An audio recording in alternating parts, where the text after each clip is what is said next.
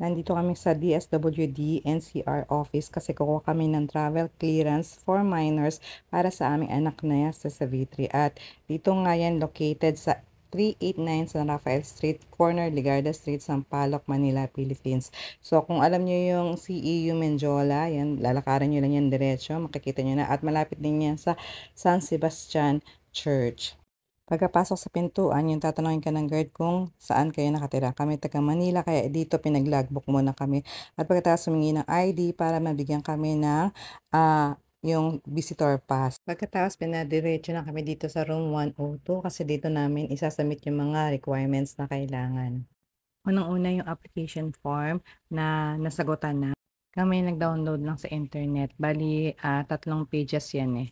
Pangalawa yung birth certificate, yan, nagkuha lang kami sa PSA. Kailangan kasi yung birth certificate is yung within 1 year pa lang yung na-release. Pati na rin yung marriage certificate naming mag-asawa. Ito namang affidavit of support and consent. Nag-print lang kami from internet din. Pagkatapos namin sagutan, pinanotary namin. Kailangan din ng ID ng mga magulang. Kapag ginamit namin yung passport namin yun, syempre dapat may mga signature din. Nagpa-print din kami ng kanyang picture, dapat colored, tapos white yung background.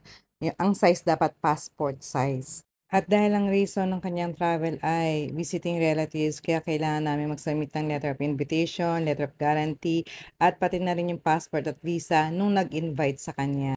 Bali, 7 requirements lang inihanda namin para sa pagkuha ng travel clearance for minors ng aming anak na si Sabi. Si Sabi ay babiyahe na mag-isa o travel alone papunta sa ibang bansa. Pero kung ang anak mo ay 13 years old pababa, hindi pa yon po pwedeng mag-travel alone papuntang ibang bansa.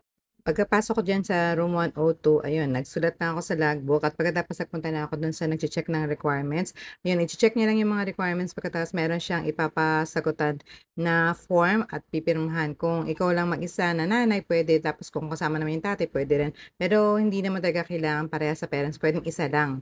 Pagkatapos binigay niya sa akin yung papers at pinadala nga rito sa room 105. Pinasubmit niya sa akin. Tapos i-check yan eh. At bibigyan ako ng resibo at pagkatapos magbabayad ako doon sa cashier. 300 pesos yung binayad ko. Pagkatapos ko magbayad, bumalik ulit ako doon sa room 105. Pinagantay lang ako ng sandali para maibigay na sa akin yung blue card na kanilang ginawa. At ito na nga yung kanilang travel clearance certificate for a minor na ginawa. Kulay blue to.